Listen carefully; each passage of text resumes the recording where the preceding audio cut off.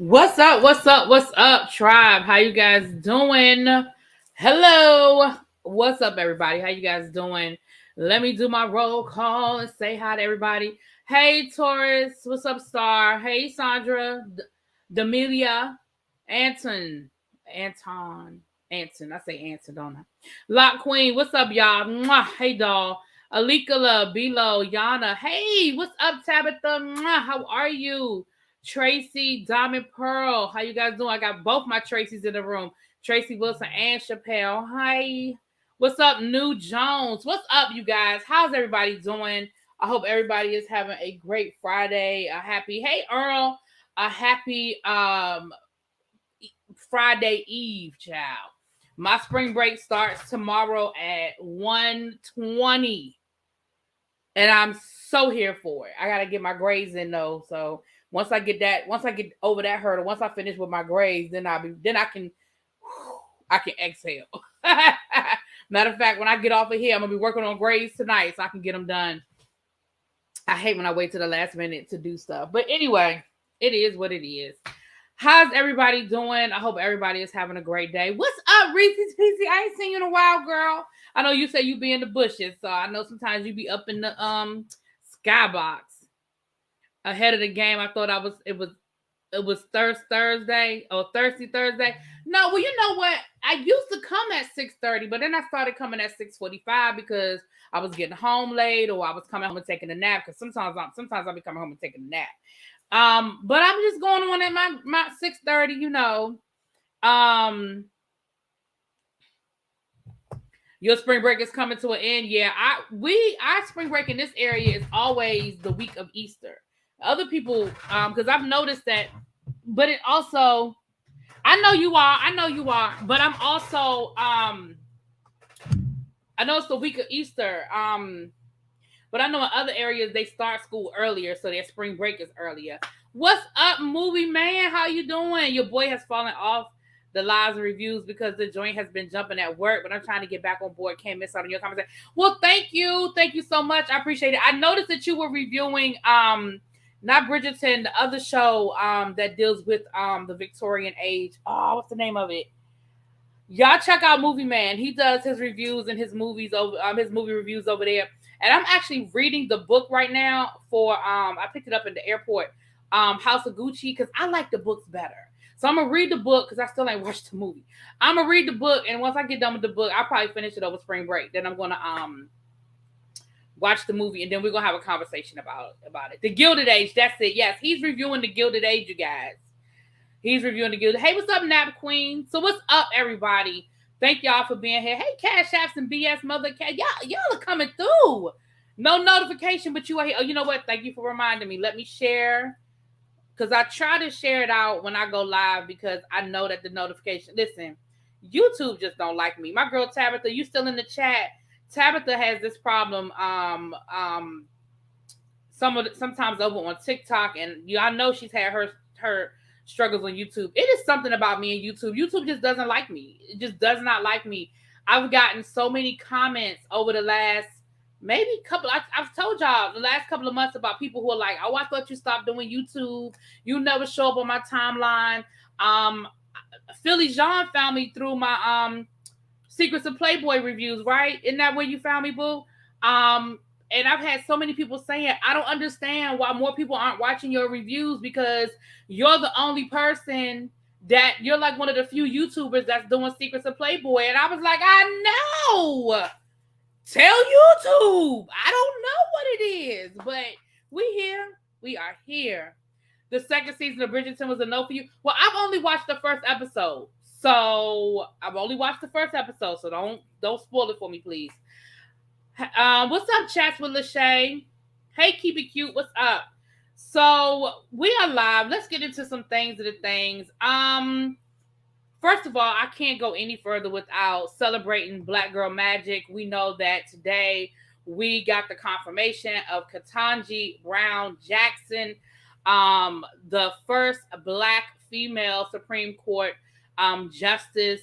I mean, it only took 500 years.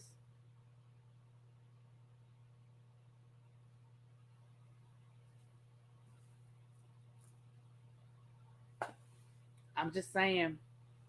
I just keep resubscribing. YouTube is still good. Yeah, because I mean, YouTube has done that. I told y'all, make sure, not just with me, but make sure that you are subscribed to your favorite YouTuber. I'm telling you, YouTube will unsubscribe you from people and you don't realize it. And that's what, and then you be like, why am I not getting their notifications anymore? And you'll look up and you are not subscribed. I told you, YouTube unsubscribed to Ebby from me. Now, y'all know good and daggone well, Ebby ain't unsubscribed from me. She's a mod. You know what I'm saying? She's a mod. What's next on the watch list? Oh, we got a couple of things coming up. Now, we got some trash coming up, Philly. I don't know if you do, when I say trash, I mean like the reality shows. Because you found me with Secrets of Playboy. But I do have some documentaries and stuff up on the link. Yeah. What's up, court documents? They are so messy. They are so messy. Y'all always say don't spoil it for me. I would never. Oh no, but I just have to say that for anybody because it may not even be you, but somebody else. It may not even be you, it might be somebody else. But we definitely got to give a shout out for the Black Girl Magic. I still think it's ridiculous that 47 people voted no. But we're not even going to focus on the negative. I said I did a little quick drop, and at first I was going to read the names off of the people who voted no, and then I was like, nope. I'm not even going to get them the energy. I'm not going to get them the attention, and I'm not going to get them the energy. Let them just live in their hate, okay? That you hate a Black woman so much that you just cannot bring yourself to see a Black woman in such a position of power that even though she is more qualified than anybody else up there, and that y'all just could... Child, anyway, moving on. I'm not going to have a sugar spike, okay? Shout out to El Teddy 27. I am not going to have a sugar spike, but y'all know what it is. Okay. You down with the mess? Okay. Well, listen, we just got the trailer today for the Real Housewives of Beverly Hills. And baby, for those who rock with me know that I love Beverly Hills. Beverly Hills is actually one of the first Real Housewives franchise I watched was Atlanta, whichever one came out first, either Atlanta or Beverly Hills. But I've been watching Beverly Hills since season 1. I took a couple of seasons off, like maybe 3 seasons off. I watched like season 1, season 2, and then like maybe season 3, 4, and 5 I didn't watch, and then I picked back up. So the season premiere of the Real Housewives of Beverly Hills is May 11th. So y'all know that we will be there. I have fallen off on doing our live reviews with Lil Baby and Yocrates on the Real Housewives of New Jersey, but we're going to jump back on it because we got some things to discuss, honey. We got to talk about it. It looks like next week is going to be a whole situation. So, okay, Atlanta came first, and then, okay, so then I was correct. Atlanta was the first franchise I started watching, and I started watching it obviously because it was Black, and I was like, well, let me see what these Black girls talking about. And I started watching Beverly Hills because I'm all about the opulence. I'm all about seeing how the other half lives. Like I was the little kid when I was like a kid watching Lifestyles of the Rich and Famous, Robin Leach. I used to love that show. When I say I used to love Robin Leach and the Lifestyles of the Rich and Famous, baby. Okay. So that was always me. So I like the Real Housewives of Beverly Hills because I just like to see how they living. I don't watch any of the reality shows, but I love your reviews. To add, I saw the promo for Dubai Girls, and that almost makes me want to watch. We're going to do Dubai. We're going to do Dubai. We're going to do Beverly Hills, and y'all know we're going to do Atlanta. Okay? Child, I haven't watched New Jersey in a few weeks. Work has been wearing me out. Well, I mean, if I have to be honest, it's really not bringing me a lot. But I'm loving the storyline of Jackie and this eating disorder. Although, y'all about to get me off my topic now. This is what I hate about these reality shows. I just did my review on the Real Housewives of New Jersey on Tuesday. And one of the things I said in my review was, I love this storyline with the eating disorder. I love the fact that we are following her journey. I love the fact that I feel like for the most part that Jackie is being very honest about her struggles and being very honest about how hard it is to get out of that habit of counting everything you put in your mouth. And she talked about, like, we saw her, one of the challenges of her therapist was to go and have ice cream with her children and actually eat. She said, I'm taking my kids for ice cream 1 million times, but I don't actually eat the ice cream. And we saw her And we saw her struggle with putting that ice cream in her mouth and actually swallowing it. And then she talked about how she enjoyed it and how she loved it, right? And I was like, oh my goodness, oh my goodness, oh my goodness. I'm so proud of this because we haven't seen this before. This is so fresh. This is so new. Like, we've had other housewives talk about their eating disorders, but we have never seen a housewife struggle with being in the disorder, right? No sooner do I say that,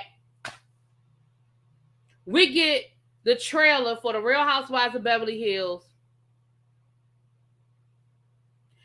And what's her face whole storyline, because she don't have nothing else to talk about, is the damn eating disorder. I said, see, here we go with this bullshit. So you can't just have one person do it. Now everybody got to have an eating disorder storyline. I almost feel like the producers give these people these storylines because it just seemed real ironic to me. Now, I haven't watched every season of every franchise of all of the Housewives, but I've watched the majority.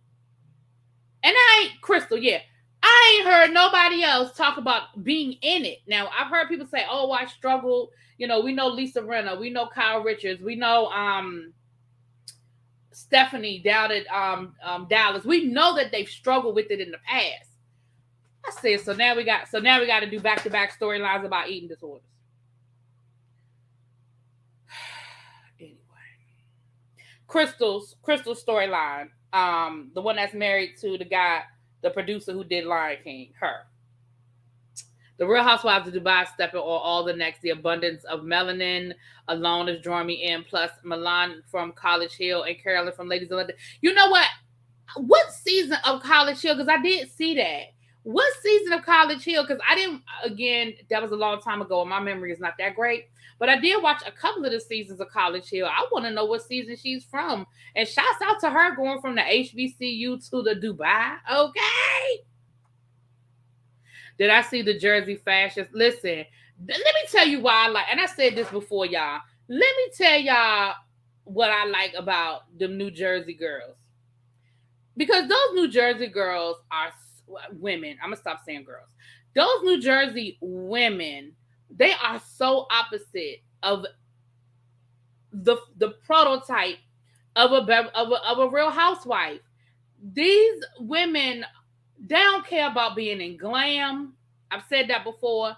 They don't care about having on logos and name brand. Like, they have stuff, don't get me wrong. Like that Fendi bag that Marge is carrying this season, I need it in my life. And Marge, if you watch me, which you probably don't, but if you do, girl, my P.O. box is in my description box. You can send me that Fendi bag when you're done with it. Because I know you're going to be done carrying it after this season. So you can just go and put it in the mail, okay? But they wear anything. The fact that Dolores has worn the same damn leggings in 3 episodes straight, in 3 different scenes, that would never happen on Beverly Hills. That would never happen. Hell, that wouldn't even happen on Potomac. Even Giselle wouldn't wear the same leggings in 3 episodes straight. And Dolores don't give a what? Damn. Dolores don't give a... She don't wear them damn blue leggings with them stars on it. And it's the same leggings. Like, you couldn't give us a different color? Girl, she don't care. South Beach was the only College Hill franchise I didn't watch. Is that the one she was on? She was on South Beach. Damn, I never watched South Beach. They don't care about being in glam. Marge ass be on screen all the time with no makeup on. Don't care. Don't care. I think the only one that probably doesn't, that Melissa might give you a light beat. Melissa will give you a light beat. But they don't care. They don't have to have on logos. And they wear some of the ugliest outfits.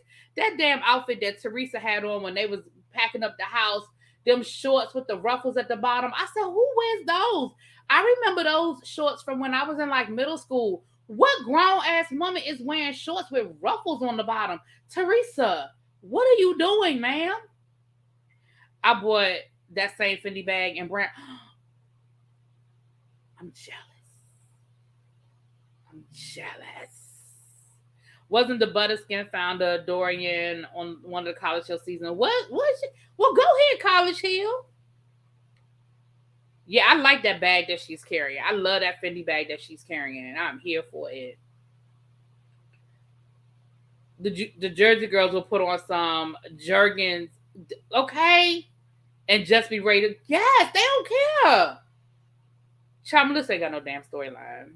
You got to start back watching it. I'm telling you, listen, this is only my second season. And you can ask Yocrates, because they're the ones that got me watching it, right? And the first episode that I saw where them girls weren't in glam, I think they was at the beach. That was like episode 3 last season when they went down to the beach house and they woke up and they were just filming that morning, eating breakfast. Now, don't get me wrong, I'm here for it because that is what normal people do. Normal people get up and they eat breakfast now. Even people who beat their face every day, unless they're going to work or something, you give yourself a minute to get your life together. Okay? Girl, we know Abby beats her face every day. And I have gone on vacation with Abby. And trust me, Abby gets herself together first, okay? Really be going over to DH. Listen, you know I've been over there, girl. Listen, Tabitha introduced me to DH Gate. I have made a few purchases. Okay. Matter of fact, I need to go over there and look for something that I'm looking for now because I have had no luck finding this bag that I'm looking for. I need to go over there and look for it. And the sad thing, anyway, Jersey got to be comfortable and ready to rumble. You're right. They got to be ready to rumble because they don't play.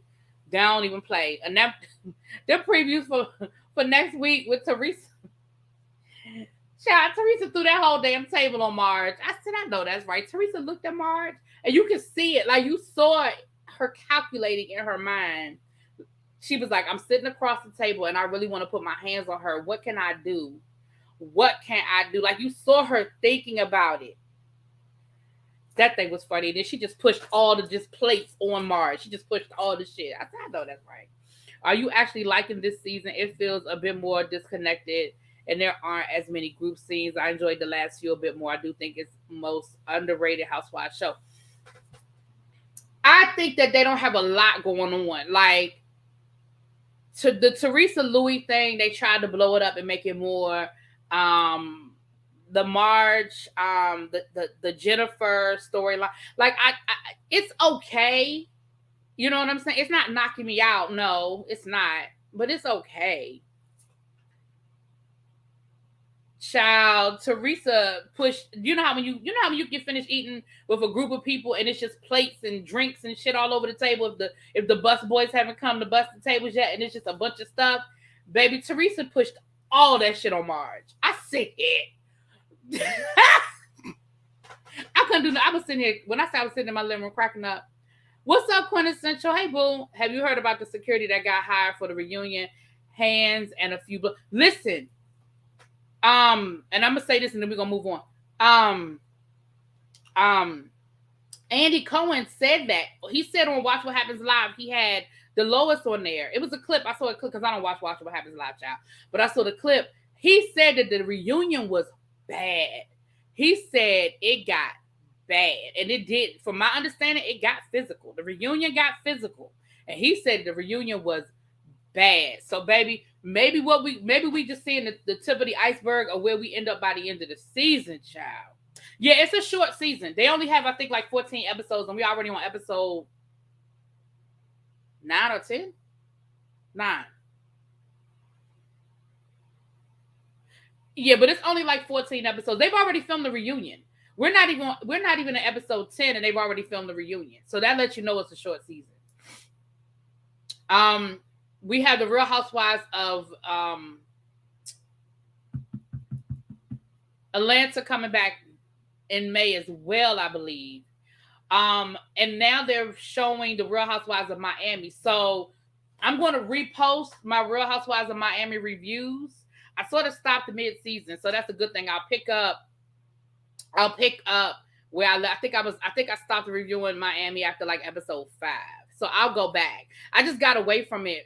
I was enjoying it. I just kind of got away from it. So I'll pick up now that they're showing. So after the Real Housewives of New Jersey, they're showing the Real Housewives of Miami. And I feel like that's going to be the formula is any of the shows that they show over on Peacock, they'll eventually show it on Bravo.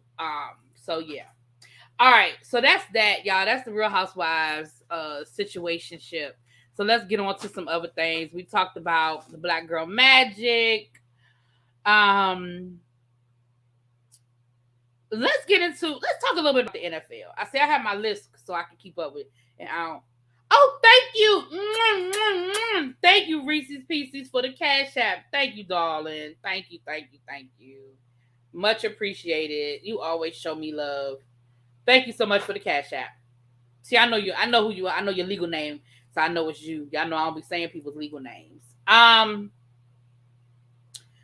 let's talk about the NFL. So y'all may or may not remember that the NFL a couple of weeks ago, one of the coaches sued the NFL, basically, sued them for discrimination.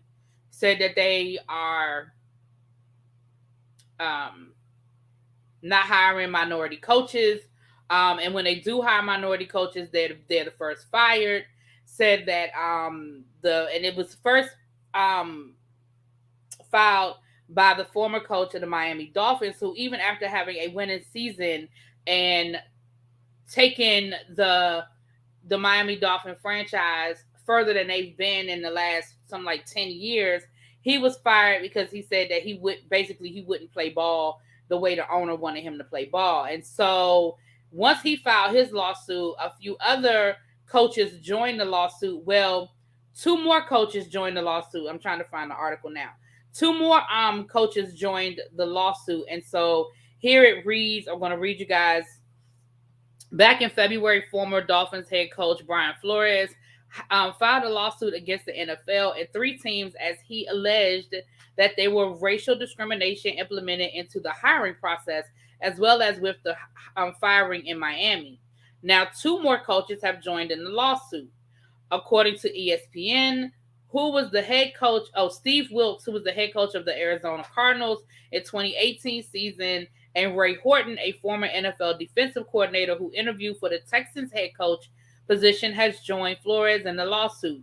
As previously reported, the New York Giants and Denver Broncos and the Miami Dolphins were also sued in the original lawsuit. Now the Houston Texans, Tennessee Titans, Arizona Cardinals, as well as 26 other John Doe NFL teams have since been added as part of the amendment.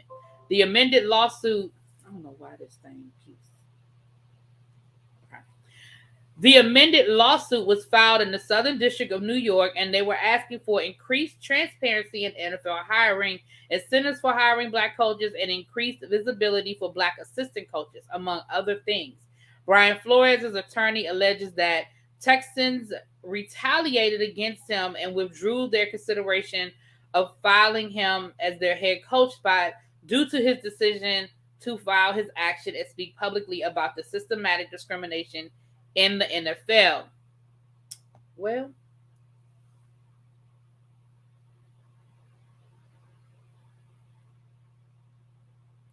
as my girl Tabitha always says, you play stupid games, you win stupid prizes. Listen,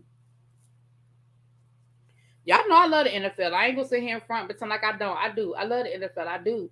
But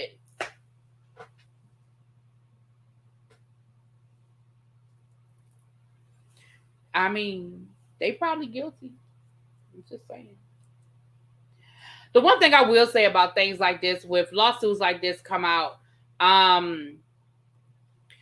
thank you, Yocrates. But when lawsuits like this happen, sometimes the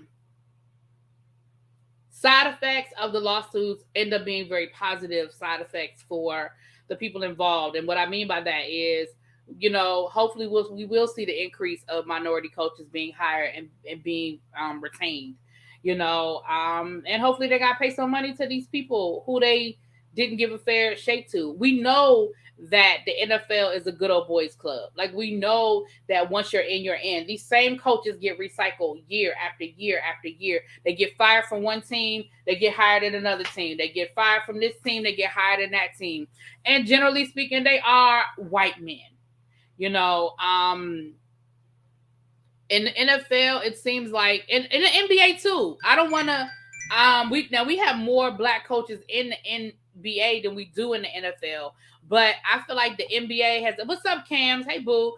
I feel like the NBA has a lot of the same problems. Black coaches in the NBA, they really get one shot at this. Mark Jackson said he's been trying to get another coaching position for years. He's commentating, but he wants to get back in the NFL. I mean, in the NBA. He said that he wants to coach, but he's not getting the opportunities that these white coaches get. They get fired and they keep going. They get fired and they keep getting hired. And it's a revolving door. It's like once you're in the club, you are in the club. And again, the majority of the time, it's white men. So, Abby, you ain't getting no, you know what? I didn't put it in the group chat either. I forgot. I got to start remembering to put it in the group chat. See, I told y'all YouTube be doing Abby wrong too. What's up, Virgin Love? I told them how YouTube unsubscribed you from me. I said, y'all know Abby love me. Abby would never.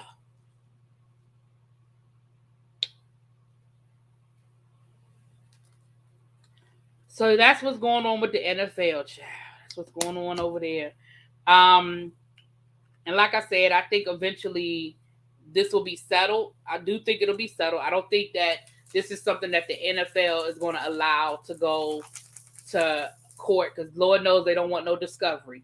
Because, baby, we know what happened the last time they went through discovery. That's when all them emails came out about one of their good old boys, John Gruden, and all the things that he was saying. And he wasn't even the subject of the investigation, and he got caught up. What's up, Miss Honey?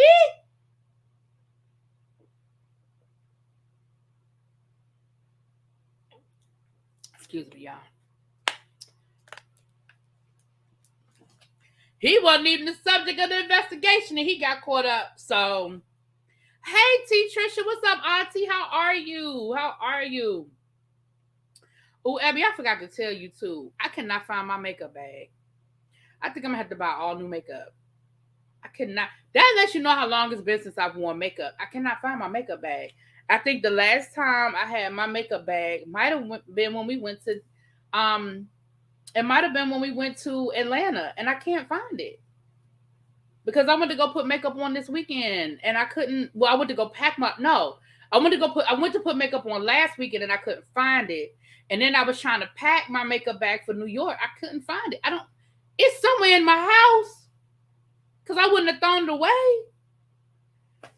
But at this point, I probably just need to buy new foundation and new concealer and stuff, because I can't find none of it. I mean, I have my palettes. I have the majority of my stuff, but whatever was in that makeup bag is missing. Let me just put it like that. So whatever makeup I took to Atlanta was in that bag and it's missing. Let me put that. And it's somewhere in my house. But I think I just need to buy some new makeup, child. I need some new foundation, some new concealer. What was that stuff you made me buy? The Fenty stuff you made me buy that I put around here. What's that stuff called, y'all? And then my Shabarco was in there, but you know I got plenty of Shabarco. I got plenty of Shabarco. Donna, you not getting any of my notifications either? Ciao. Yes, I was in New York for the weekend. I went to go see a Broadway show. It was very quick. I just bought new brushes. I got plenty of brushes. Everybody got a black suit. We just don't have the funds. More power to them. Godspeed. Oh, okay. Bronzer, that's it. Yeah, I can't find my damn bronzer. Anyway, I'll have to look again. I was rushing last week. Anyway, I'll find it. I just had to remember, because I meant to call you and tell you. Anyway, let's get on to the next thing. See, y'all see how I just be getting sidetracked? All right, so listen. I don't think y'all... Okay, so this is a real quick one. We're going to say this and we're going to move on. Fallon Pina, formerly Gabadia, she is teasing a book that she is going to be dropping this summer. It is called Sinless. She teased it down to her YouTube, situation, and her Instagram. And of course, she's teasing that she's gonna be, talking about how she had to protect her family and this, and this, and that. Let me be honest about a couple of things. First of all, I don't think I care. I don't think I care. I don't care that much about none of that situation anymore. I know I probably don't care about what you have to share with the world at this point. What's up, Giggles? Me either, Miss Honey. Exactly, y'all. We ain't asked for it.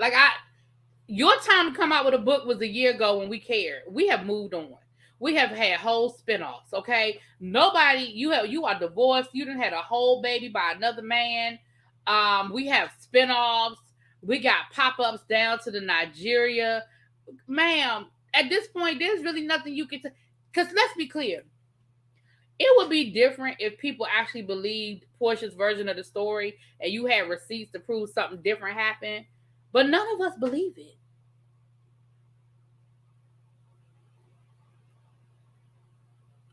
Don't none of us believe that Portia just tripped and fell on your husband's, you know what? Like, we all know. So there's really nothing you can say. And then come to find out that you weren't clean in this process either, because you done turned around and had a whole baby by the man that was your assistant. Girl, go sit down somewhere. Just go. Just go. A book, why we ain't interested. Sit down, Fowler. We don't care about Portia's side. Right. We don't really care. Listen, I keep telling y'all, Simon is a snake oil salesman whose fortune is built on a house of cards and eventually is going to come tumbling down. And then, and only then, will I probably care to speak on it again.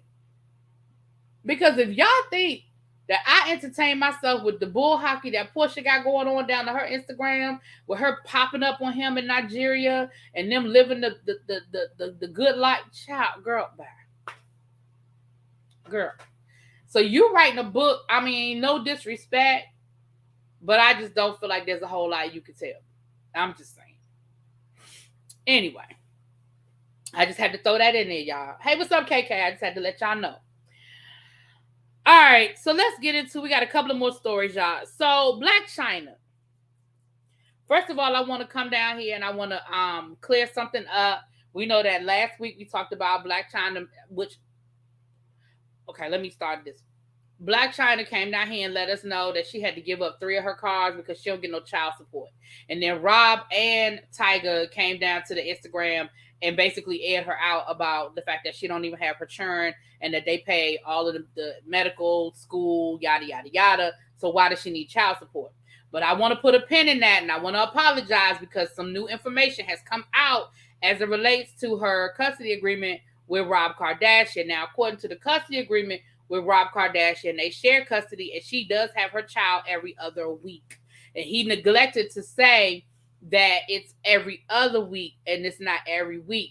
And the only reason why I'm going to say that I'm going to believe the custody agreement is because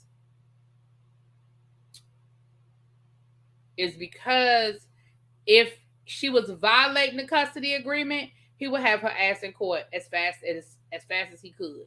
Now, I know that they've been back and forth to court a few times, so maybe that custody agreement has been amended. But based on the last custody agreement, and I've read that online, based on the last custody agreement that I was able to, I ain't gonna say I went looking for it because I did not go looking for it. I read an article, okay? But based on the last custody agreement that is available, she has her daughter every other week. I still don't think that means that you need to get a bunch of child support, because that tells me that y'all are sharing time, which means that what Rob is doing is still pretty much sufficient because y'all have the same amount of time. Anyway, if Blac Chyna and Kanye West take down the Kardashians, I'm not going to be upset about it. Tokyo Tony got a ticket today on live driving around Atlanta smoking weed. Child, I can't with her. So, but that isn't what I bought Blac Chyna up for. I just had to put that in there because y'all know when I get more information, I try to update y'all on stories, okay? Let me say this, though. She is suing the Kardashians. And I remember when she filed this lawsuit, and I honestly thought it had been settled. But clearly it has not. And her court case against the Kardashians is actually set to begin, I think, in May. So back when her and Rob were still a couple and they were still together, you know, they had the reality show. Well, her and Rob broke up. Blac Chyna alleges that she had a deal for her own reality show on Bravo, and that the Kardashians axed it. That Kris Kardashian, with her power, you know, the power that she wields down to the E Network, I said Bravo, I meant E, down to the E Network, got her reality show canceled before it even got started. I I don't know all of the details of the case, but I do know that today her lawyers subpoenaed Ryan Seacrest. Now, if you're not sure, you don't remember who Ryan Seacrest is. Ryan Seacrest is basically the person that brought the Kardashians to the E Network, and we know that an empire was born. Ryan Seacrest is the former host of, does he still host American Idol? But we know he did American Idol. He's got a radio show, and he is the person that created Keeping Up with the Kardashians. So they have a really tight relationship, and he's been the one that's done all of their spinoffs, all of the different spinoffs of the Kardashians over on E. So she is subpoenaing, her lawyer subpoenaed Ryan Seacrest to be deposed for this lawsuit. Now, this is what I'm going to say, y'all. Now, y'all know I ain't nobody's lawyer. I ain't go to nobody's law school, okay? But what I do know is the general rule when it comes to law is you don't ask a question that you don't already know the answer to. So if they are subpoenaing this man to talk to him, to get him on the record, it seems to me like they feel like he has some information that will help her case. And the fact that he is the producer or executive producer of all things Kardashian on the E Network, and the Kardashians were executive producing the Rob and Chyna show, reality show, I'm thinking that maybe he has some insight into what happened. Now, let me say this. I'll never forget when everyone was here for Chyna and Rob getting together and root for Chyna to take the Kardashian sisters down. Life comes at you fast. Even though I don't see it for Blac Chyna, I believe her. He's on the show with Kelly Ripa. Yeah, he does. Right. Ryan Seacrest, he took over for Regis, right? So let me say this.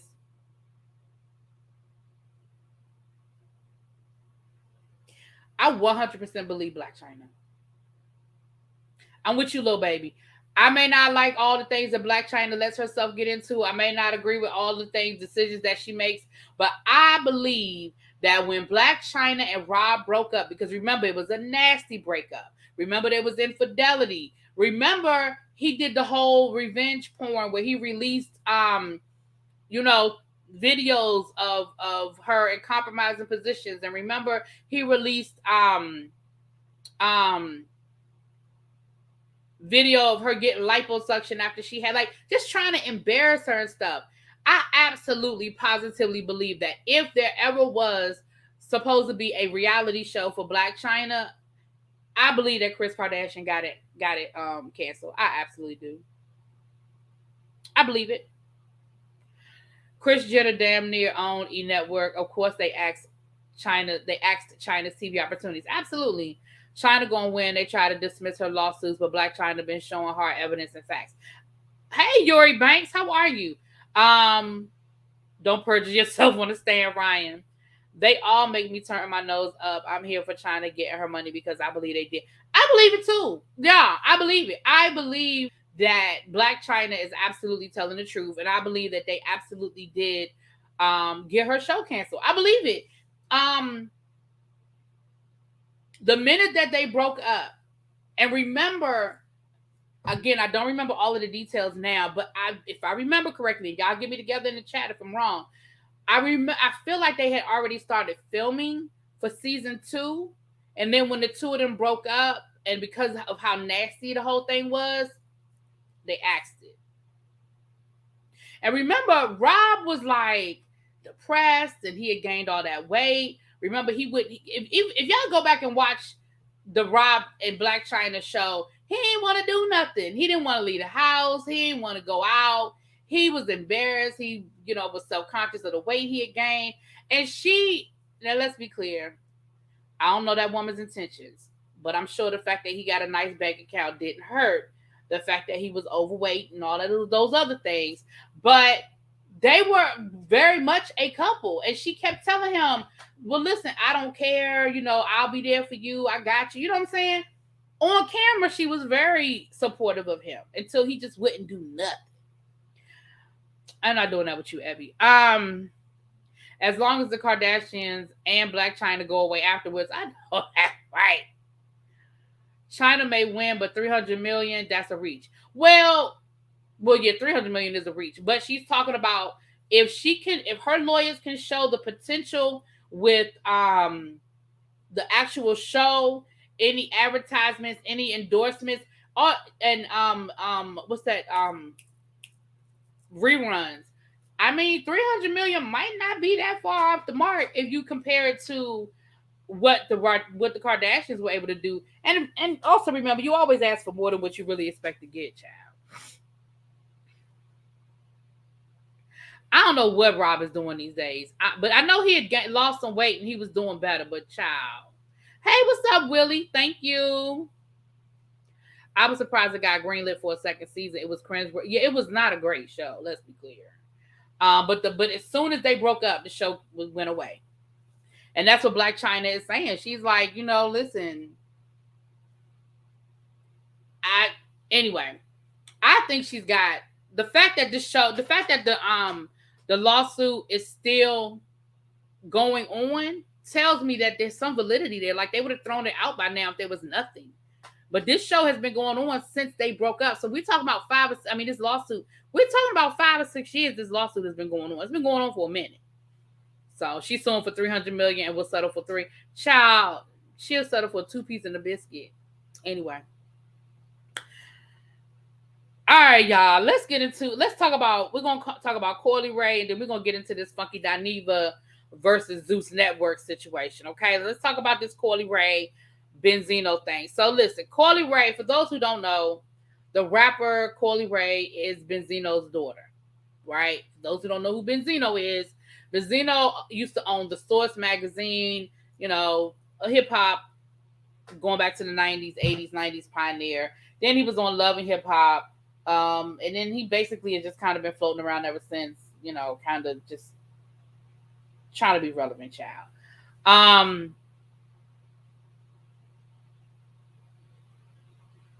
Yeah, we get ready to get into the funky Dineva conversation in a minute. So, Coi Leray is one of his children. She's his daughter. And they have gone back and forth on Twitter before, right? They've gotten into it on Twitter before. And the most recent situation was a couple of weeks ago when Benzino tweeted out that basically she had a feature with Nicki Minaj on her new album. Nicki Minaj and Coi Leray both kind of had to make statements about it. And Coi Leray had to kind of be like, no, that's not true. And so her album did drop, and she does have a song with Nicki Minaj. And she was on the Breakfast Club basically saying, listen, when my dad said that, I was mortified because I was so scared she was going to pull the record because nobody was supposed to know. We had this whole campaign set up of how we were going to roll it out and how the information was going to get out there. And here he is going on social media saying, oh yeah, yada, yada, yada. So she was like, I was mortified by it. And then she also made some other comments about the fact that, basically my dad went broke. He lost the Source magazine and we went broke and life was kind of hard after that. I wasn't a pampered princess my whole life, things like that. So, you said in the words of Tasha K. Robin, got it, child.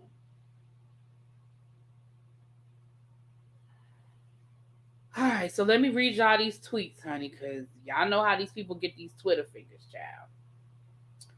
So Benzino tweeted out, to whom this may concern, legends, in capital letters, don't play the back. They set the standards. Thank you, my brothers at Charlemagne the God and DJ Envy. So you already started off wrong, because if those are your 2 points of reference, then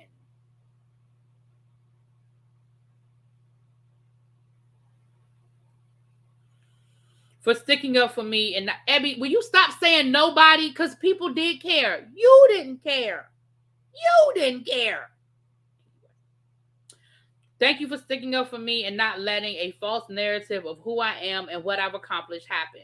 I put in too much work in the culture. The problem with this social generation is that they have no respect or regard for who came before them and how they laid the blueprint for them to be successful. I always revered those who came before me, and I am grateful to the legends of hip-hop. And I'm tired of old talk. Hip-hop is over 40 years young, and the ones who appeal to older and younger will be the most successful. Anyone who thinks that because you are in your 40s or 50s, you should just go and sit in a rocking chair and still don't live out and pursue their dreams and aspirations are idiots. All you young people who are in their 20s and successful at rapping, chances are you still will be rapping in your 50s, period. When the younger generation starts listening more and respect the older before them, is when life will be better and our entire culture will be better. And let's make one thing very clear. Commenters and likes are programs and smoking mirrors. The only thing that matters to me is what I can see and feel, and Benzino is loved all over the world.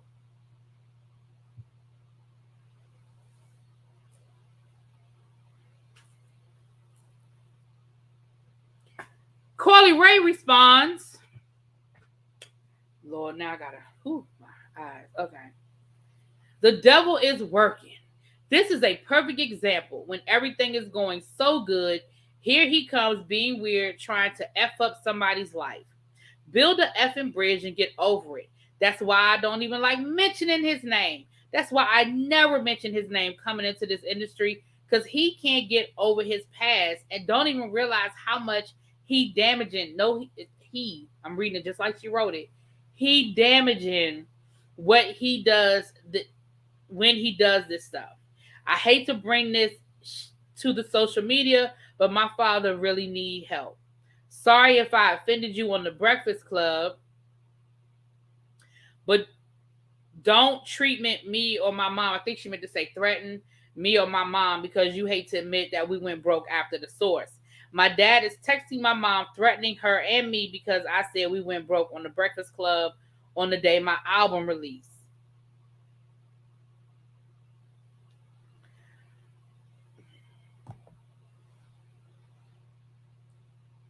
Let me say this. Right message, maybe the wrong messenger. Benzino ain't wrong in what he's saying. Benzino is not wrong in what he's saying. But let's be clear, is Benzino saying anything different than every generation has said about the last generation? The next generation always says that about the generation coming behind them. You don't have any respect. You don't respect your history. You disregard. You think everybody over 40 is old. Like, it's like you're not saying nothing new, Benzino. You're not the first person to be disrespected because you are quote unquote old. You're not the first person to not feel like their accomplishments are given the amount of reverence that you feel like they deserve. Like, bruh, you're not the first. Like, you're not. And I'm gonna need you to dial that back a little bit, because yes, you had the Source magazine. Yes, you absolutely were a major part of like 90s hip hop as it relates to, stuff in your magazine and the influence on the culture from that perspective. But bro, that magazine been closed and dead for years. Most people know you as the alleged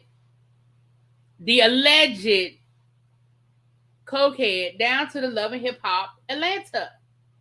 Alleged. Notice I said alleged because I don't know what that man doing. But Funky Dineva said that him and Jocelyn and Benzino was up in the bathroom down to the Love and Hip Hop Atlanta reunion the year that all of them got into that big ass fight, and they was in the bathroom. Now that's what Funky Dineva has said. If it's a lie, he told it. Anyway, I just need Benzino to go sit down though, because again, that's your daughter, man. Let your daughter have her moment. Let your daughter why do you? First of all, I feel like that was real effed up that you released that information about the fact that she had a feature with Nicki Minaj. I feel like that was your way of letting the world know that you knew something we didn't know. That was your way of letting the world know that your daughter confided in you something. You could have just as easily sent out all the congratulation tweets out the minute the information dropped, the minute the video dropped, or however they were going to drop the information. And then, and then you could have told the whole world, I knew about it. I knew. My daughter told me. Like, because that's all you really wanted, was for us to know that you knew. That you wanted people to feel like, you're not those people that they can't stand for people to not know that they know something, right? That's all that was. That's all that was. He's not cooking without Thea. Listen, out there and left his ass high and dry somewhere, child. He like somebody drunk daddy at the graduation. Right. That's my daughter. I did that. I'm gonna be honest with you, chat with the shade. The fact that the two of them don't seem to get along, I was shocked that he even knew. Because when he said it, I was like, oh, but that can't be true, because I know she didn't tell him that. Because I know they don't get along. So yeah, she definitely needs to stop telling him stuff. And maybe, hey, what's up, viewers of you? Mwah. Maybe she was trying to, build a relationship with him again. I don't know. All around the world, Benzino has been flopping ever since he got with Althea, Jocelyn, and Stevie J went upside their heads at the reunion, and they got fired from the show. Struggle ever since. Well, they were struggling before that. That's why his ass was even on the show to begin with, making up storylines and struggling. Because remember that alleged his storyline was fake when he was on the show. Benzino is one of those people that doesn't realize that the train has passed. So you are still standing at the depot waiting for your train to show up, and you don't realize that the train is gone and it is already 3 stops away. You missed it, sir. It's gone. And I'm gonna need you to go sit down somewhere because the train has passed you by. The train is gone. You had your moment. Everything in life sometimes, they say things, a reason, season, or a lifetime. Your Source magazine was a season. Now, you didn't plan for the next chapter. You spent that money. You thought it was going to be here forever. You thought you was going to be living La Vida Loca forever. And you just didn't plan for it. And at the end of the day, guess what ended up happening? It passed you by. The Source magazine closed. You didn't have no money in the bank. You didn't have nothing to fall back on. You opened up, a crab shack with Stevie J that I heard was only open for, opening weekend, grand opening, grand closing. You didn't plan for the next chapter, sir. And now you getting caught down to the Red Roof Inn with, admitting on live television that you running drugs. You admitted that you started selling drugs because you was broke. Sir, go sit down. Go have several seats. Sounds like lyrics to a song. Your train is gone. The train is gone. Okay, you are sitting there waiting for the train, and the train is 3 stops away, sir. Go on somewhere now. I believe he wants to shine. He never got as a rapper. He mooching off his daughter for attention.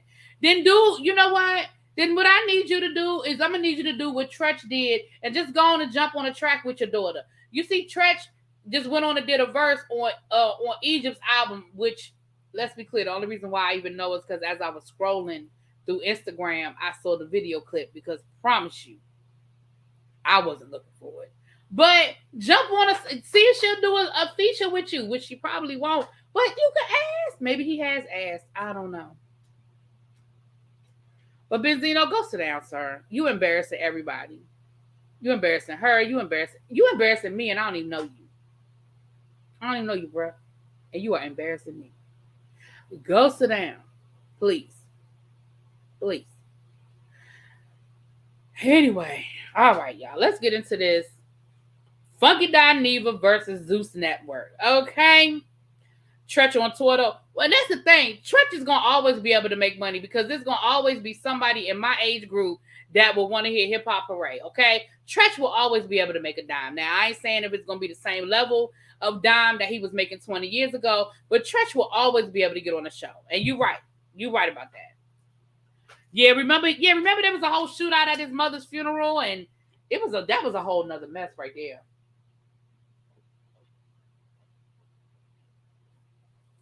Yeah, that was a whole nother situation. Listen, Miss Honey, Benzino did have a song or two back in the day. I don't know who bought it though. I believe it went paper. I don't know who bought it. He asked too? Ooh. Well, I'm gonna need him to go get an agent and get a script and get some things working, cause bruh, this ain't the answer. So Funky Dineva versus Zeus Network. Now, listen, let me say this to y'all. I have a love-hate relationship with Funky Dineva, okay? Funky Dineva is actually the first YouTuber that I ever reviewed that I ever watched, right? A friend of mine at the time, she was like, have you ever watched Funky Dineva? And I was like, no. I think we were looking at the Love and Hip Hop reunion. And I was like, who is that? Because remember when Funky Dineva was at the reunion? Because I wasn't really watching a lot of like Love and Hip Hop and all of that, but she was like, that is Funky Dineva. And I was like, who is Funky Dineva? And she told me to go watch So I started watching fucking Dineva, which led me to other YouTubers, which led me to saying, well, shit, I got something to say. I want to talk to people. His rap career was ass. Of course it was, King Retro. What's up, King Retro? Of course it was. Ain't nobody buying, I told you he went paper. Ain't nobody buying Benzino shit. Who is buying a rap song from Benzino? I remember he was in that beef with Eminem, and Eminem annihilated him. I mean, absolutely annihilated him. That's all I remember about Benzino's rap career. I'm just gonna be honest with you. Really say, yeah, you miss his wig era. So here's why. Okay, so somebody said, why do I have the love and hate relationship? So I'll explain why it's love and hate. It's love and hate because I think that Funky Dineva has a very one-dimensional way of looking at the world sometimes. And the way in which he chooses to express his opinions, it, for me, come off very demeaning and very elitist. And so some of his opinions, although I agree with some of the things he says, sometimes even the way he says stuff is offensive. It's not, because sometimes what he's saying is actually can somebody drop the membership link, please? Thank you, Cornelius, for wanting to become a member. Can one of my moms drop the link? You just click on the link. They're gonna drop the link in a second. Why did Eminem even acknowledge him? I don't even remember now, child. That was so long ago. I don't even know. You know, but he makes these statements and they just come off very elitist and very, I don't know how else to describe it. It just is very disconcerting for me sometimes. You know, so yeah, I just yeah. What's up, Authentically?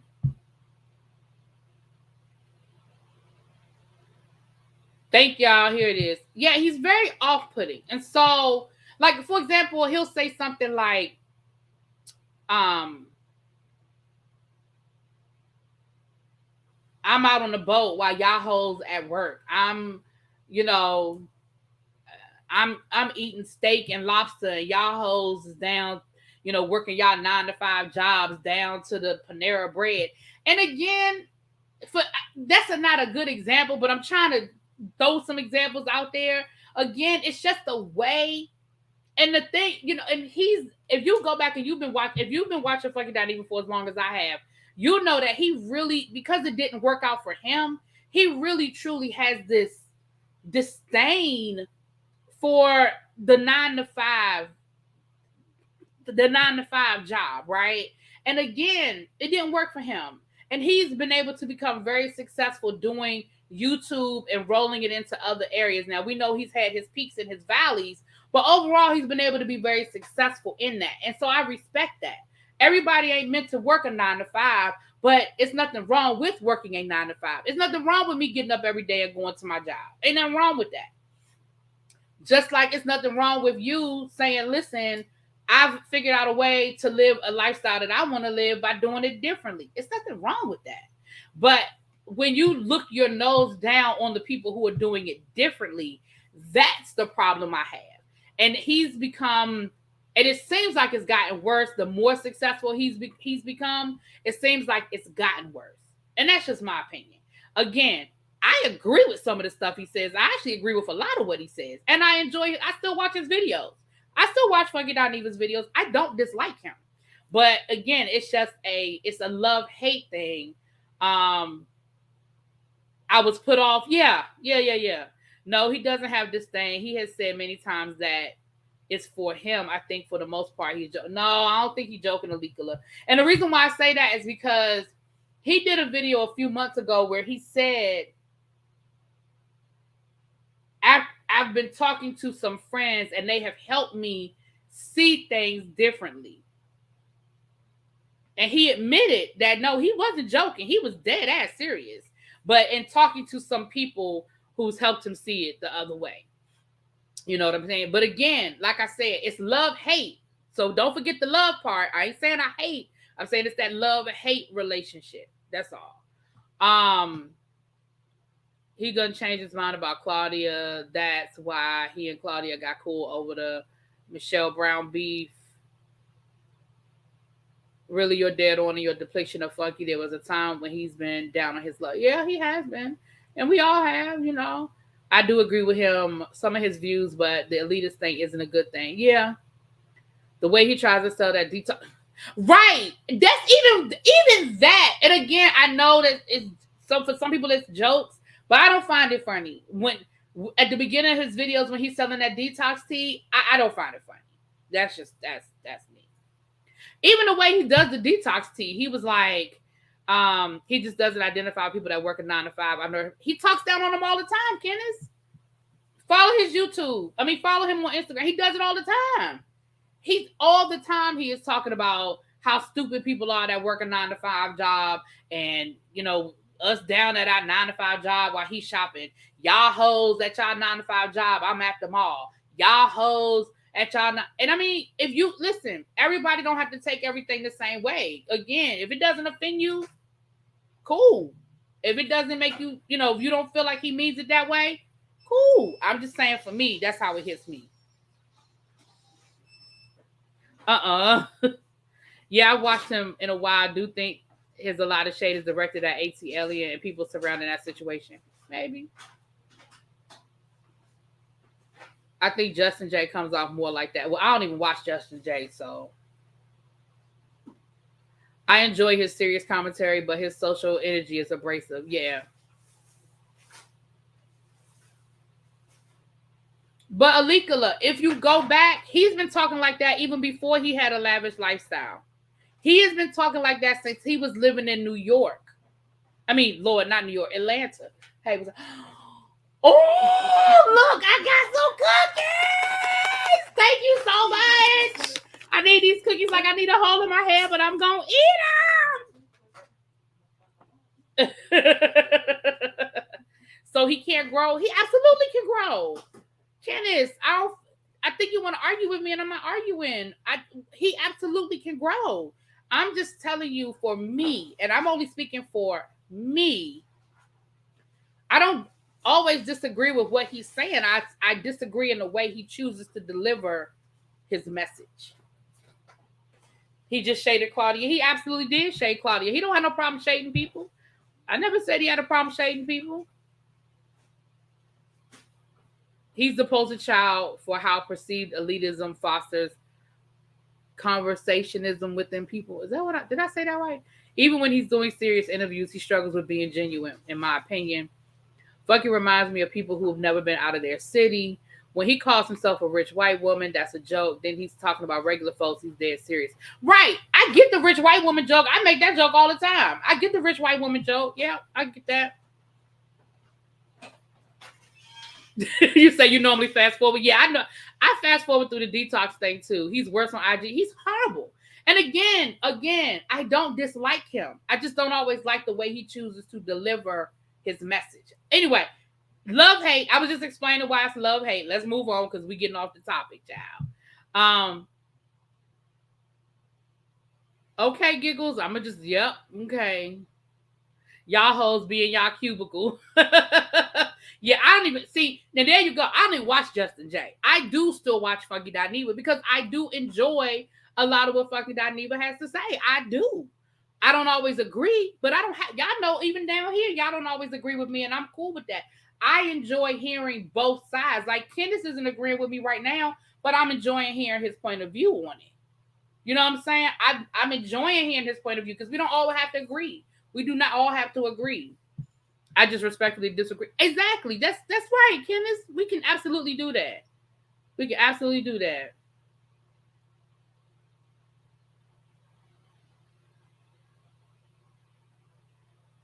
I guess because I'm so sarcastic in my sense of humor, it doesn't always strike me as others. That's true.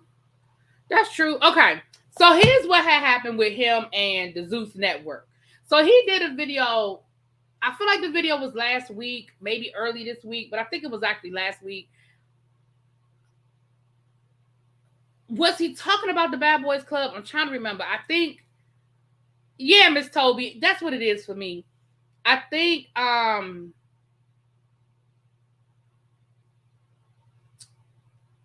think he was reviewing the Bad Boys Club, where he was talking about it, whatever. But in the video, he lays Bad Boys Club all the way out. You hear me? I mean, he says that they cater to the lowest common denominator, that the network is trash and the viewers are trash, that they are exploiting the worst part of Black culture, and they have set Black people back 20 years, right? He lit Zeus Network up. He lit them up. And I remember when I was listening to that video, I was damn. Like, I was like, damn. Okay, he was talking about Jocelyn's Cabaret. Okay, he was talking about Jocelyn's Cabaret. I knew he was talking about Zeus. I just can't remember what the video was. Okay.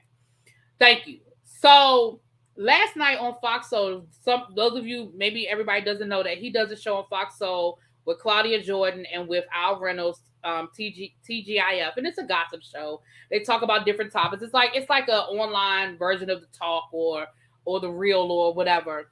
And let me be honest, I do not watch it very often. I will watch clips here and there, but I don't watch it on a regular basis. Okay. So last night they had Lemmy Plummer, who is the CEO and founder of Zeus Network, on there.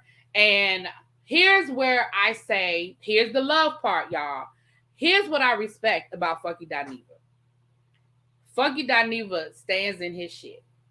What he said, he said. He don't backpedal, he don't pussy pop. He said it, he meant it, it is what it is. And so they played a clip of some of what he said on his video, and they opened the floor for Lemmy to respond. And then it became a back and forth between Funky Dineva and Lemmy, where basically Claudia nor Al Reynolds barely could get a word in edgewise, which I was cool with, because I felt like the majority of the conversation needed to be between the two of them, because Funky Dineva was the one who said what he said. So even though it's 3 people on that panel, in that moment, I felt like it really should have been the two of them having that conversation.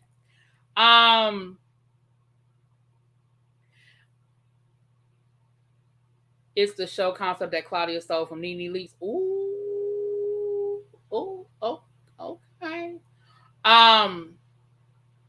So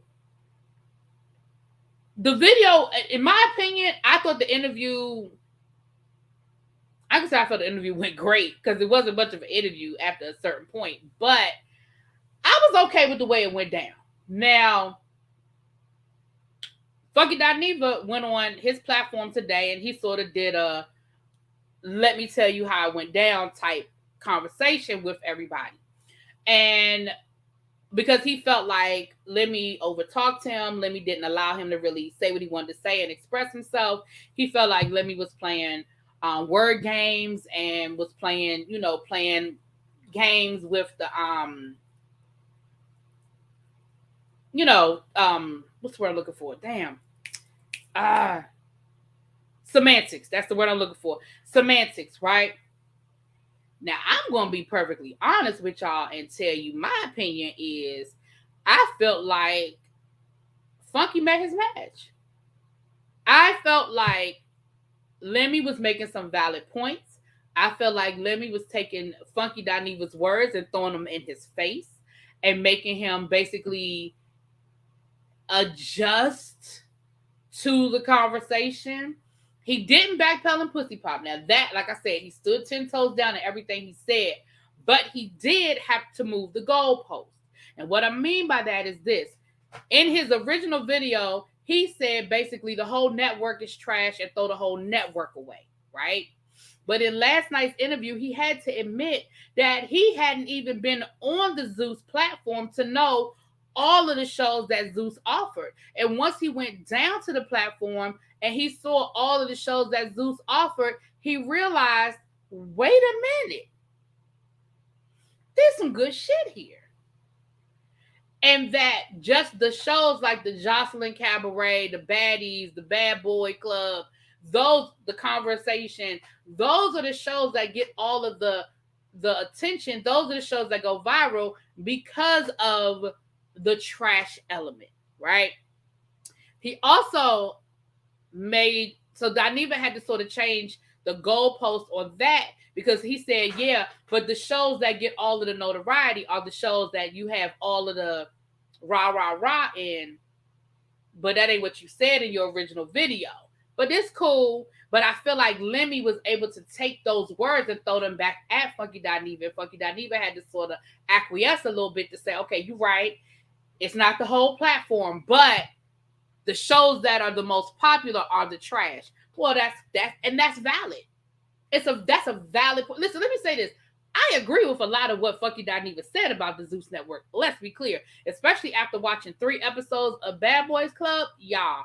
I don't know how much longer I can stay there with y'all. I'm just going to go ahead and be honest. I don't know how much longer I can hang in there, because that thing hurts my brain every Monday or Sunday whenever I watch it. That show hurts my brain. So I don't know how much longer I can hang in there. So I don't disagree with a lot of what Funky Dineva is saying, honestly. But I felt like Lemmy was able to hang in there with him, take his words and throw them back at him. The other thing was when he made the comment about when he said that the network is trash and the people who watch the show is trash. And Dineva had to sort of back up off of that and say, well, no, well, obviously I don't feel like everybody who watches the network is trash, but that's not what you said. You see what I'm saying? So I don't feel like, was Lemmy over talking him? Sure he was. Was he not necessarily allowing them to kind of say, yeah, he absolutely did all of that. But I feel like he gave Funky Dineva a run for his money, because Funky Dineva likes to think he's the smartest person in the room. And I think Lemmy basically was boom, boom, boom, and throwing it back at him. I don't know. I love when Lemmy pulled a Nikki Gilbert and reminded Claudia she worked. Yes, and yes again. And that sort of shit. Listen, Claudia had to shut up after that one. Like, that was like a, oh shit. Oh, damn. Lemmy has even given Claudia a check. Yes. I heard Bad Boys Club is horrid. Brain cells just get, it is. Listen. I don't even understand the purpose of the show. Like, what is the concept? I'm not even being funny, because I never watched Bad Girls Club. So when people say, oh, it's just like Bad Girls Club, well, I don't know what the hell that is, because I never watched it. I never watched Bad Girls Club. So he was absolutely prepared for the interview. I ain't even gonna lie, I thought the trash was the only thing Zeus had, but then I saw they had fitness. Right. And that's what Funky Dineva did the same thing until he went over there and realized, oh, well, shit. They do have more going on over here. And that's what Lemmy was saying. Lemmy was like, listen. And what I said because I did a video, and one of the things I said in my video was, did he create the blueprint, or is he just following the blueprint? And we've had that conversation over here a million times. How many times have we had the conversation over here, you guys, about reality shows and the wholesome, family-oriented reality shows versus the trash, and how the ratings suffer on these whole. We talked about Holly Robinson's reality show. We talked about Kim Whitley's reality show. We talked about Shanice and her husband, their reality show. Even Run's House. At a certain point, you see the shows either A, get canceled, or B, they pivot into more of the salaciousness, more of the, I got to bring y'all some juice, or they change the whole platform. When you look at Shanice's show, after season 2, they basically made the focal point of the show her cousin and her uncle who lived in the garage, who was like a Muslim from 1984 burning incense. Y'all remember that? You know, the same thing with Kim Whitley. We had this great show about Kim Whitley, who adopted this son from a young lady she was mentoring through a program that she mentored. And by the 3rd season, it became about her best friend fighting with her stylist and trying to be the baby daddy. And it turned into a shit show. Right? He was defensive and never answered any question directly. Hold on. Does he not see the content he's creating? He sees it. He knows exactly what he's creating. Every time he cash a check, you know exactly what he's doing. I want to know the concept of Bad Boy. Child, there is no concept. But how would you find out if you don't watch trash TV? They need to advertise better. I can agree with that, Marilyn. I agree because you're right. Because I've never heard of anything else over there either.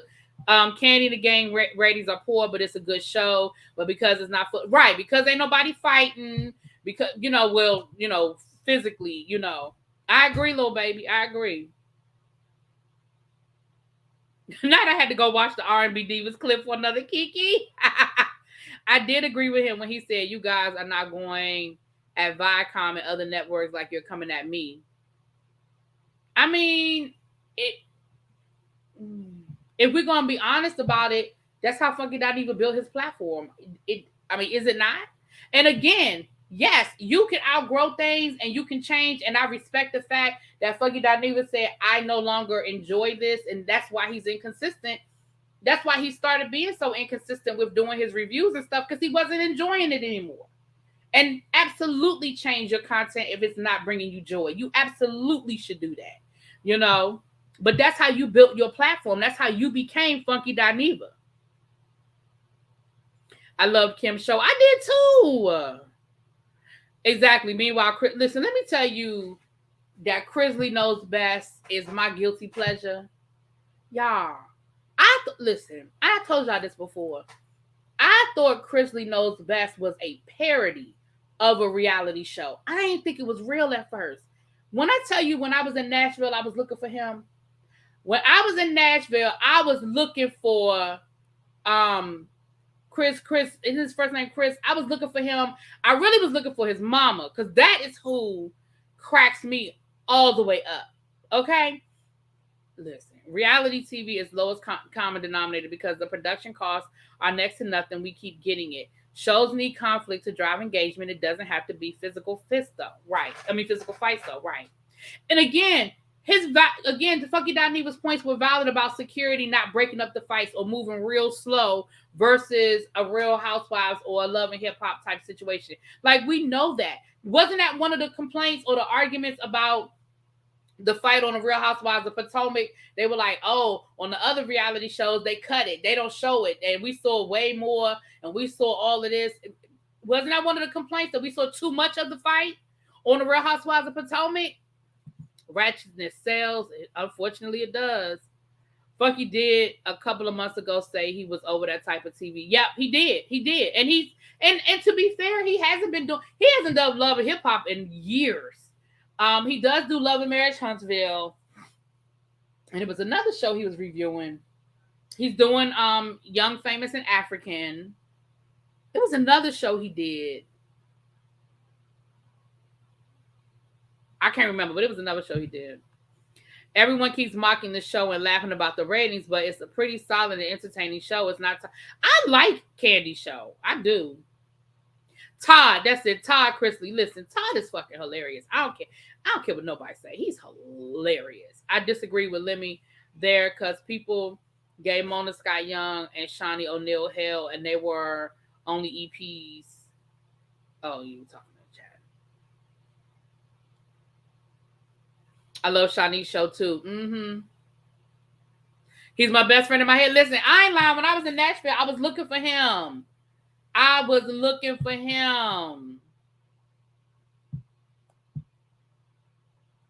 love him. Anyway, but again, do I disagree with some of the points that Funky Dineva was making? I absolutely don't. I agree with a lot of what Funky Dineva was saying. But I also feel like, and I said this in my video I did, I enjoy Nanny Faye. Yes, Nanny Faye is hilarious. I enjoy a Love and Hip Hop Atlanta. But y'all also know that I will sit here and watch the damn History Channel till I'm blue in the face. Like, we don't have to be one thing. So I think that when he was like, oh, the viewers are trash, and Lemmy threw that back at him, and he had to sort of change what he was saying because, again, you're painting everybody with this broad stroke, this broad brush, and people can absolutely enjoy a documentary and then turn around and look at damn Honey Boo Boo. Because I know I was watching Honey Boo Boo, okay? I find Honey Boo Boo is a guilty pleasure. But I will absolutely turn Honey Boo Boo off, and then I will turn on a documentary about the Cold War. We're not all one person. You know, we're multidimensional. And so all I'm saying is I thought it was a good conversation. I thought that Lemmy, I thought he was ready. And I felt like he gave Dineva a run for his money. Because Dineva he's got the gift of gab and he can debate. But sometimes it's good to see somebody hit their, meet their match. And I feel like that's what happened last night, honestly. I didn't feel like, don't get me wrong, he was over talking to him. Yeah, he was. He was defending his brand. But I don't feel like he was being overly aggressive about it. You know what I'm saying? I don't mean to get off topic, really, B, but I'm waiting on your video on Todrick Hall. Which video on Todrick Hall? I just did a video on Todrick Hall. Which one? Someone was ranting about how all the black YouTubers bite off each other and rehash all the same black shows with no originality. No one is doing anything any different. Is that true? I don't know. I can't. No disrespect, Gina, but I can't speak for all the black YouTubers. I don't know. I do what I do over here, boo. I'm multidimensional, and so is my entertainment. Exactly, Zara. It was called Flex and Shanice, yeah, and it was on OWN. And it had like 3 good seasons. The first 2 seasons were really good because, especially that first season, because that first season really focused on them rebuilding their life after their bankruptcy. And they were really honest and really raw about what they were going through and how they were rebuilding their life. Season 2, you started seeing them getting some opportunities. Flex was working a little bit more, and they, you started seeing it. Their mom lived with them. I think their mom and the father, but the mom and the father weren't together, but they were. It was cute. It was really, really cute. It was really, really cute.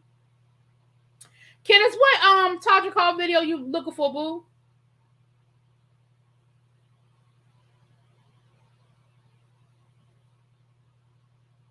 Because I just did a Todrick Hall video last week. See, that's what I'm talking about. YouTube is playing games. My Todrick Hall videos were getting thousands and thousands of views. My last Todrick Hall video only got like 200 views on it. See, that's what I'm talking about, Kenneth. Hold on. I'm about to give you the link right now. I absolutely did a video. I did the video last week. I was one of the first people that did a video about Todrick Hall's house. I was one of the first people that did it. But I've noticed, hey, what's up, El Teddy? I've noticed that my views for certain videos that I thought would get better views are not getting the same views. I'm telling y'all, YouTube don't like me, y'all. YouTube don't like me. Like, real talk. I'm not even being funny. Like, I was getting really good views on my Todrick Hall. I did a Todrick. Hold on. I'm about to give you the link right now. I did a Todrick Hall video. I'm going to tell you when I did it. I did the Todrick Hall video.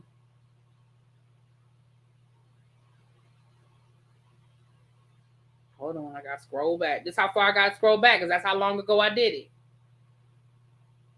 I did the Todrick Hall video. Shit. I got to scroll back this far? Hold on. It's not that far back. Hold on. Todrick Hall. Because I did it last week. Here it is right here. I did the Todrick Hall video 6 days ago. Hold on. I'm about to give you the link right now.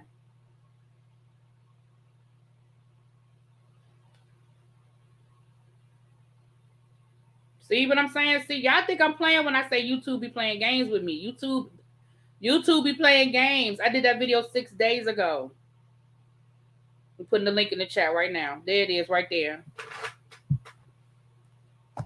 You've been waiting, and I did it. Oh, damn. Y'all found it before I did. Yeah. See? Y'all think I'm playing when I say YouTube plays games with me. I am not playing with y'all.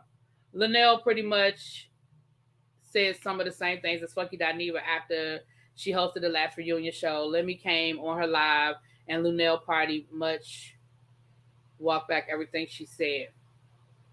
Let them know about the History Channel. Really be our jump of Flavor of Love to Crouching Tiger, Hidden Dragon, British Break Off, The Bel Air, Moonlight, Gilded. Yes! Listen, y'all know I look at a little bit of everything. That's part of why YouTube don't know where to put my channel, because we talk about everything over here. We talk a little bit of this, we talk a little bit of that. But I'm going to say this. This is going to be my final word. Thank you, Kenneth. I appreciate you. Thank you. I agree. It gets tired listening to the same misinformation perpetuated. I can't. Yeah, and I agree that there's a lot of redundancy. But I know, like, for me, I'll listen to the same thing from 3 or 4 different people because I want to see what everybody's saying, because everybody does it differently, right? Everybody does it differently or has a different opinion or a different point of view. But yeah. So this is going to be my last word on that as far as the Funky Dineva situation. I find it very interesting that Funky Dineva talked about how Jocelyn's Cabaret is such a horrible show and it's so this and it's so that. Yet and still, you went to the show, the live show, a couple of weeks ago, and you put it all over your Instagram, and you talked about this is what real. See, YouTube unsubscribe. Everybody, it's 109 people in the chat. Everybody check to see if you are still subscribed to ReallyBTV and make sure your notifications are on. I'm telling y'all, YouTube plays games. They will unsubscribe you in a minute. I don't know why they do it, but they do. And make sure you are still subscribed to all of your favorites, because I have been unsubscribed from people that I watch every day. I don't know why. I don't know how. Whatever. But anyway, I find it very interesting that you was coming so hard about how horrible of a show Jocelyn's Cabaret was, yet you went to the Jocelyn's Cabaret live review down in Miami a few weeks ago, and you tweeted about it, you posted on your Instagram, and even made comments about this is what real support looks like. This is how you support Black people, and this, and basically was making it seem like you was. So I just find it interesting that you supported the show, but now you dogging the show.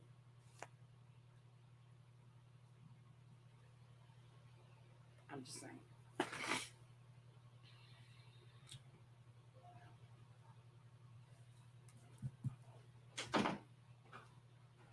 All right, y'all. Let me get off of here. It is Thursday night. Not sure what I'm gonna be watching tonight, y'all. I think I'm gonna do some Throwback Thursday for y'all tonight. Maybe I'll do some retro reviews for y'all. Some folks actually do some research while others take sound bites and clips from others, right, wrong, or different. That is true, Philly. That is absolutely true what they do. And I try to always give my source when I'm telling y'all where I'm getting it from. I read the source and then I kind of give my opinion after I read the source. You know what I'm saying? I was surprised he even went to that show, considering their history. I figured he had to be paid to be there. And maybe he was, and maybe that's why he was posting it the way he was posting, because he was posting a lot from the show. But maybe he was being paid to be there.